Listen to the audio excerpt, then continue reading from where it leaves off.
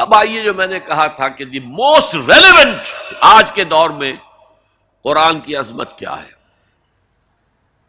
پہلے یہ نوٹ کیجئے، حضور صلی اللہ علیہ وسلم کا اصل معجزہ قرآن ہے. کیا حضور صلی اللہ علیہ وسلم کو ید بیضا دیا گیا؟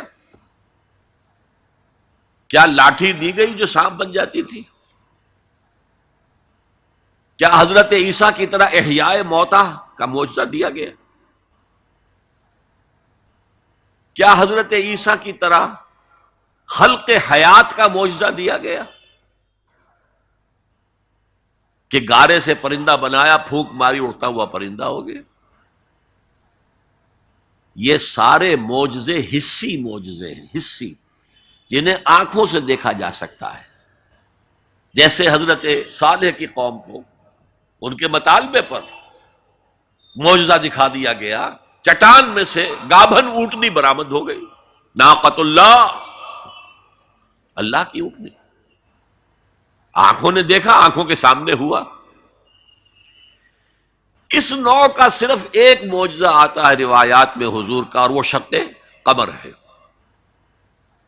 لیکن معجزہ اصل کسی رسول کا وہ ہوتا ہے کہ جس پر وہ چیلنج کرے کہ آؤ مقابلہ کر لو، جیسے حضرت موسیٰ علیہ السلام نے جادوگروں سے مقابلہ کیا. حضور کو اس نوعیت کا معجزہ نہیں دیا، مانوی معجزہ دیا گیا. یہ دور اب کون سا تھا جبکہ انسانی فہم، انسانی سوچ، لیول آف کانشسنس یہ اونچا آ گیا تھا. وہ بچپنا دور ختم ہو گیا. بچپن میں کھلونے دے دیے جاتے ہیں، وہ حسی معجزات، اور پھر ان پر بھی کوئی ایمان نہیں لایا. کیا قوم صالح ایمان لائی اونٹنی کے معجزے پر؟ کیا آل فرعون ایمان لائے؟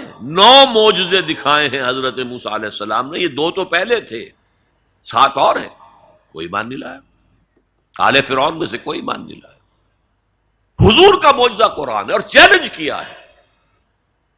اگر تم سمجھتے ہو یہ اللہ کا کلام نہیں، تم بھی ایسی کتاب بنا لاؤ. آؤ. پھر برسبیل تنزل کہا کتاب پوری نہیں بنا سکتے، 10 سورتیں بنا لاؤ. سورہ ہود میں اس کو بھی قبول نہیں کیا، چیلنج کسی نے قبول نہیں کیا. اتنی شرافت ان میں تھی. وہ قوم بہت بری تھی، لیکن ان کے اندر 2 وصف بہت اہم تھے. ایک تو یہ زبان دے دی ہے اب پیچھے نہیں ہٹنا، یہ وصف ان میں تھا. خود بھوکے رہ کر مہمان کو کھلانا ہے، یہ وصف ان میں تھا. اور یہ وصف بھی کہ کوئی جھوٹ موٹ کو کہتا لو جی میں نے بھی بنا دی ہے سورت، آؤ کر لو مقابلہ، کسی نے نہیں.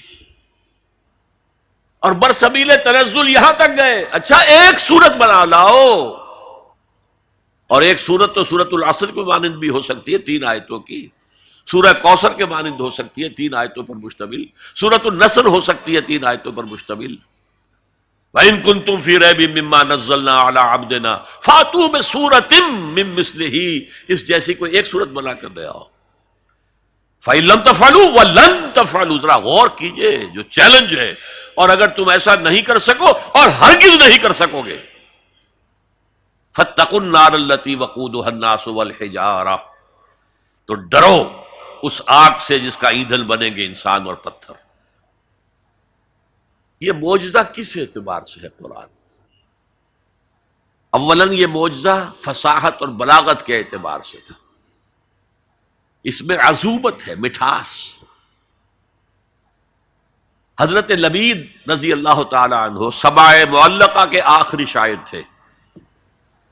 وہاں رواج کیا تھا، ہر سال بڑے میلے لگتے تھے اور ان کے اندر مشاعرے ہوتے تھے، اور شعراء اپنے اپنے قصائد پیش کرتے تھے. جس کا قصیدہ سب سے اعلیٰ شمار ہوتا تھا تمام شعراء اس کو سجدہ کرتے تھے. اور نمبر 2، ان کا قصیدہ بیت اللہ کے ساتھ لٹکا دیا جاتا تھا. ہی از دی پوئٹ آف دی ایئر، یہ ہمارا اس سال کا شاعر یہ ہے. وہی 7 معلقات جو لٹکا دیے گئے تھے، انہی پر کتاب ہے سبع معلقہ. حضرت لبید آخری آدمی ہے، لیکن جب ایمان لے آئے شعر کہنے چھوڑ دیے. حضرت عمر نے فرمایا لبید اب آپ شعر نہیں کہتے. جواب کیا تھا؟ اب بعد القرآن، کیا قرآن کے بعد بھی کسی کے لیے یہ موقع ہے کہ وہ کچھ کہے؟ سبائے معلقہ کا شاعر جس کو تمام شعراء سجدہ کر چکے، اب قرآن کے ہوتے ہوئے قرآن کے بعد کوئی کچھ کہے، اس کی مت ماری گئی. پہلی تو یہ بات. لیکن یہ جو معجزہ ہے قرآن کا، اس کا صحیح شعور ہم نہیں کر سکتے. یہ تو جس کی مادری زبان ہے وہی سمجھ سکتے تھے کہ اس کے اندر کیا فصاحت ہے، کیا بلاغت ہے، کیا عذوبت ہے، کیا مٹھاس ہے، کیسا ملکوتی غنا ہے. اس میں موسیقی ہے، اللہ کی موسیقی، ملکوتی غنا. اس کا اندازہ وہی کر سکتے تھے، ہم نہیں کر سکتے. لیکن ہمارے نزدیک جو بات پہلے میں نے کہی تھی، آج کے دور میں یہ سب سے بڑا معجزہ ہے جو انسان کو نظام عدل دیتا ہے. میں بتا چکا ہوں 300 برس سے انسان ٹھوکرے کھا رہا ہے، مشرق سے مغرب، مغرب سے مشرق، پھر مشرق سے مغرب.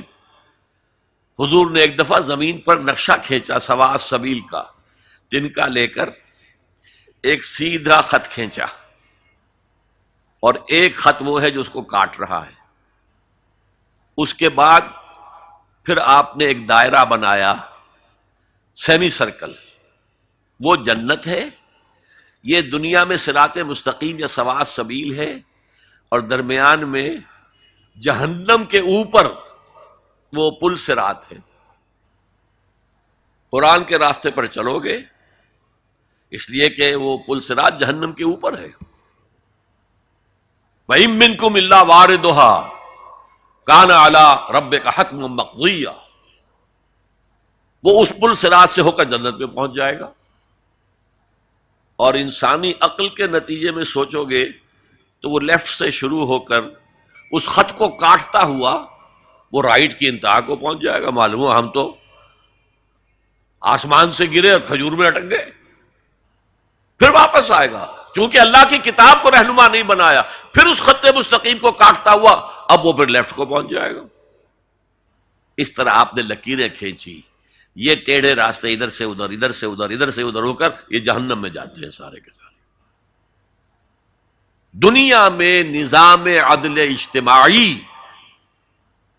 اور آخرت میں جنت تک رسائی، یہ صرف اس سواء السبیل، اس صراط مستقیم سے ہے جو قرآن جس کی نشاندہی کر رہا ہے. هي الحلقات تحفظني بآيات من القرآن، هي الحلقات تملأني بحب المصطفى العدنان، هي الحلقات تحفظني